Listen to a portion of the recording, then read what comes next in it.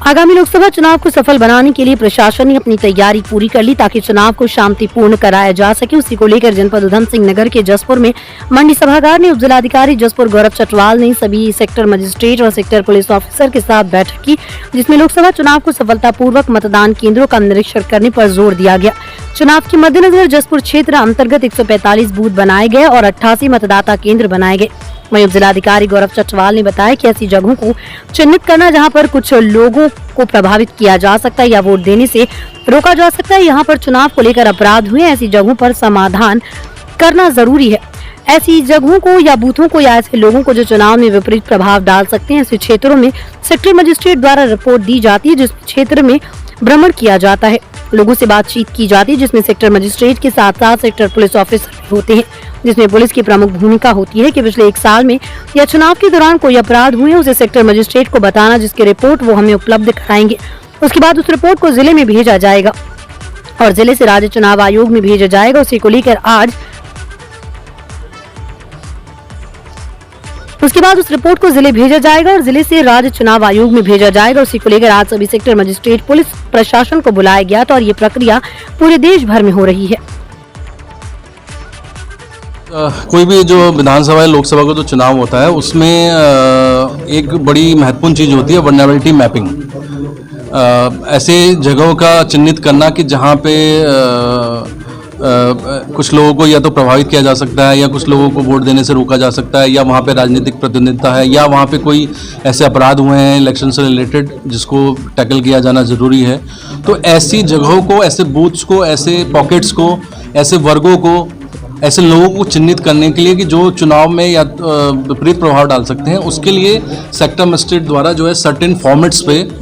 Report दी जाती है और उस रिपोर्ट से पहले उस क्षेत्र में भ्रमण किया जाता है, बूथ्स को देखा जाता है, लोगों से मिला जाता है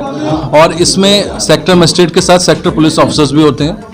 सेक्टर पुलिस ऑफिसर का कर्तव्य ये होता है कि उस क्षेत्र में होने वाले लास्ट ईयर 1 साल के या पिछले लोकसभा और विधानसभा में जो भी चुनावी संबंधी घटनाएं हुई हैं, अपराध हुए हैं,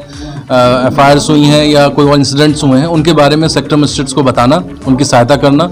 और सेक्टर मजिस्ट्रेट और सेक्टर पुलिस ऑफिसर एक सर्टेन फॉर्मेट्स में, जिसको VM2 और VM3 बोलते हैं, उसमें वो रिपोर्ट्स हमको देंगे और हमारे द्वारा ये रिपोर्ट जो है ज़िले में भेजी जाएगी और ज़िले से जो है राज्य जो चुनाव आयोग है उसको भेजी जाएगी, जहाँ पे पूरे राज्य का ये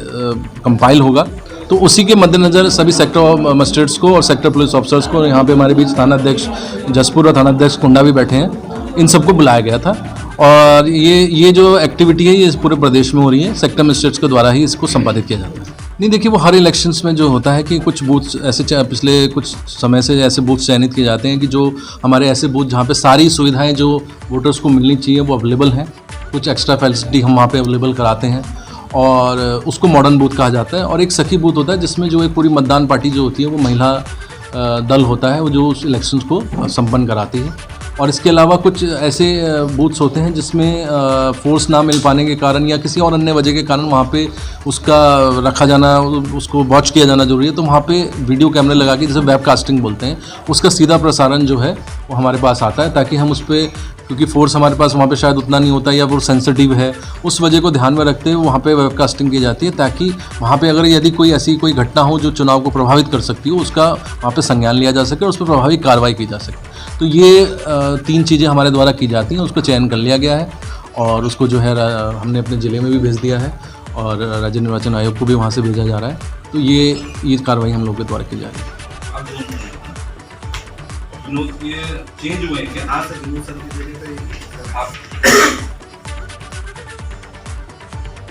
ठीक है।